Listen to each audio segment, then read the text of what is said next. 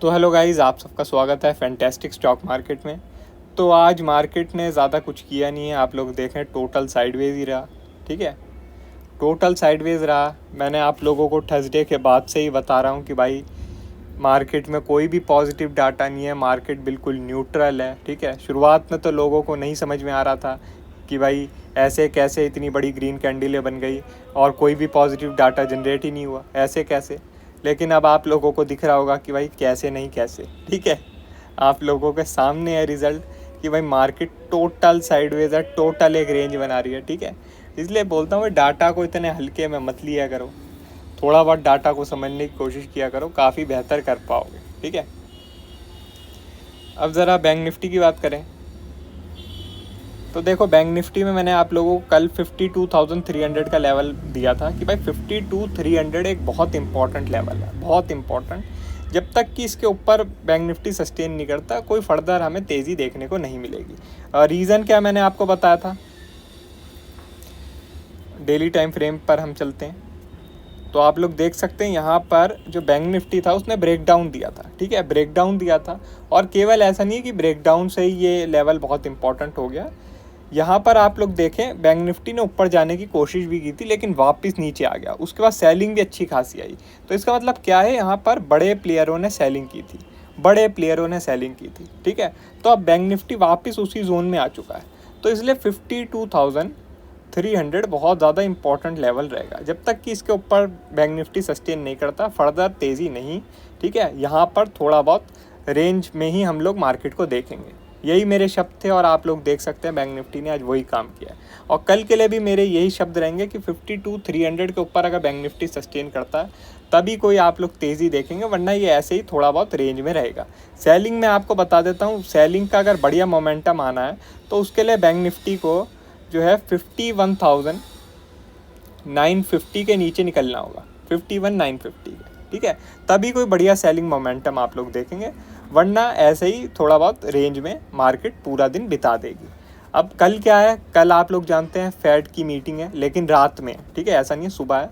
तो हो सकता है बैंक निफ्टी की जो एक्सपायरी है उसमें आप लोग फर्स्ट हाफ में मार्केट थोड़ा सा रेंज में देख लें, थोड़ा रेंज में ही मार्केट बिता ले अपना टाइम। ठीक है, लेकिन सेकंड हाफ में फेड का जो मीटिंग है उसके लिए थोड़ा बहुत एडजस्टमेंट होता हुआ देखें, जिसकी वजह से अच्छी खासी वॉलेटिलिटी क्रिएट हो जाए। ठीक है, अब वॉलेटिलिटी क्यों क्रिएट हो सकती है, क्योंकि भाई थोड़ा सा डाइसी सिचुएशन है कि फेड जो है 0.25% से रेट डिक्रीज़ करेगा या फिर 0.50 से करेगा। ठीक है, वैसे चांसेस तो 0.25 के ही हैं, लेकिन आप लोग जानते हैं मार्केट कुछ ज़्यादा ही ऑप्टिमिस्टिक हो चुकी है। ठीक है, उसे ऐसा लगता है भाई सब कुछ अच्छा ही है, सब कुछ अच्छा ही है, तो 0.50 के बारे में भी सोच रही है वो। ठीक है, 0.50 के बारे में भी सोच रही है। इसलिए आप लोगों ने देखा था ट्यूसडे वाला जो दिन था, अच्छा ट्यूसडे तो आज ही है, मंडे वाला जो दिन था उस दिन निफ्टी का और बैंक निफ्टी का जो फ्यूचर है वो काफ़ी ज़्यादा ऊपर बंद हुआ था। ठीक है,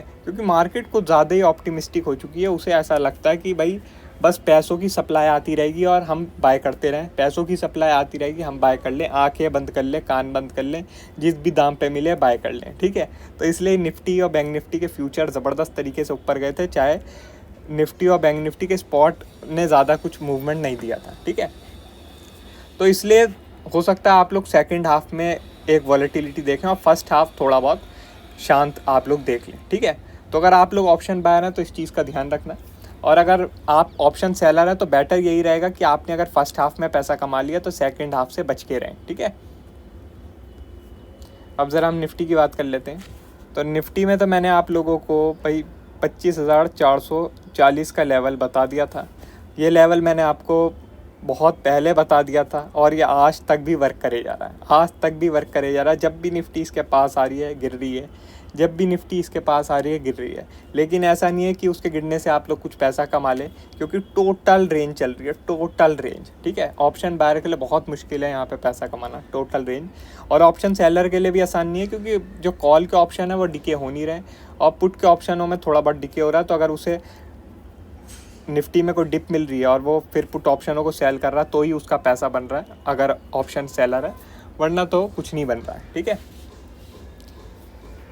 अब मैं आपको बता देता हूँ निफ्टी के लिए एक पॉजिटिव चीज़ है कि जो निफ्टी है ना, वो आपका ये जो ब्रेकआउट जोन है 25,300 का, इसके ऊपर ट्रेड कर रहा है। ठीक है, ये बस एक ही पॉजिटिव चीज़ है निफ्टी के पास। बाकी तो मैंने आपको बताया ही था, ये जो पूरी ग्रीन कैंडल है इसमें कोई पॉजिटिव डाटा नहीं था, ये पूरी बस एक शॉर्ट कवरिंग थी। ठीक है, लेकिन भाई आप जैसे जानते हैं भाई, असली तो भगवान प्राइस ही है।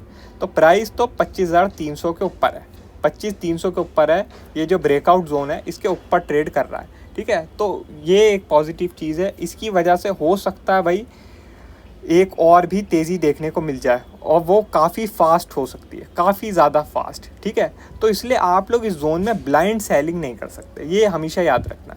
इस जोन में आप लोग ब्लाइंड सेलिंग नहीं कर सकते। 25,440 मैंने आपको रेजिस्टेंस लेवल तो ज़रूर बताया, लेकिन मैंने ये नहीं बोला आपको कि इसकी वजह से सेलिंग आ जाएगी। ठीक है, सेलिंग अगर आनी है निफ्टी में तो उसे 25,300 के नीचे सस्टेन करना बहुत ज़रूरी है। 25,300 के नीचे जब तक सस्टेन नहीं करता तब तक इस ब्रेकआउट को फेलियर नहीं माना जा सकता। ठीक है, तब तक ये बस कंसोलिडेट कर रहा है, इसे ब्रेकआउट फेलियर नहीं माना जा सकता। ठीक है, ये आप लोग हमेशा याद रखना कि भाई असली भगवान प्राइस ही है। डाटा की वजह से हो सकता है मार्केट थोड़ा बहुत एक रेंज बना ले, थोड़ा टाइम पास कर ले, लेकिन असली जिस चीज़ पे हमें ट्रेड करनी होती है वो प्राइस होता है। और प्राइस ने अभी तक कोई भी सेलिंग का सिग्नल दिया नहीं है। सेलिंग का सिग्नल अगर उसे देना है तो 25,300 के नीचे आना है उसे। 25,300 के नीचे आ जाए, सस्टेन कर जाए तो भाई ठीक है, ये ब्रेकआउट फेलियर है। जब तक नहीं कर रहा तब तक ऐसा ही भाई रेंज में है। ठीक है, और 440 के ऊपर अगर ये सस्टेन करने लग गया, 25,440 के ऊपर, तो फिर हम लोग वापस से एक तेज़ी देख सकते हैं। ठीक है,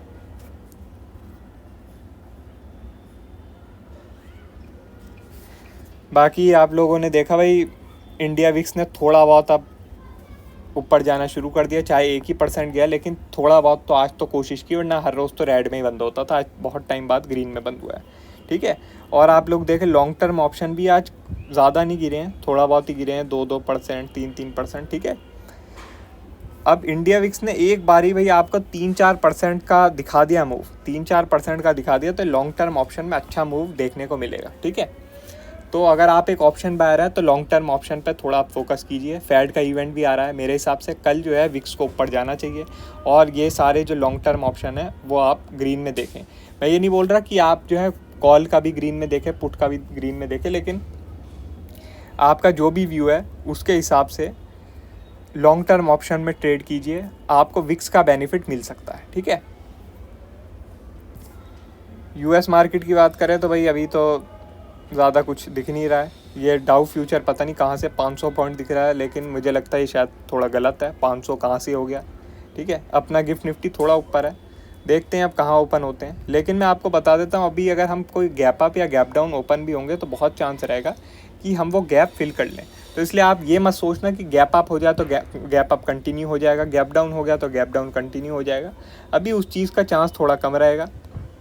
गैप अप भी होगा तो फिर गैप फिल हो सकता है, गैप डाउन होगा तो वो भी फिल हो सकता है। ठीक है, बाकी और कोई भी अपडेट होगी मैं आपको टेलीग्राम में बता दूंगा। वीडियो अच्छी लगी हो तो लाइक कर देना, और चैनल पर नए हो तो सब्सक्राइब कर देना। आज के लिए बस इतना ही, थैंक यू।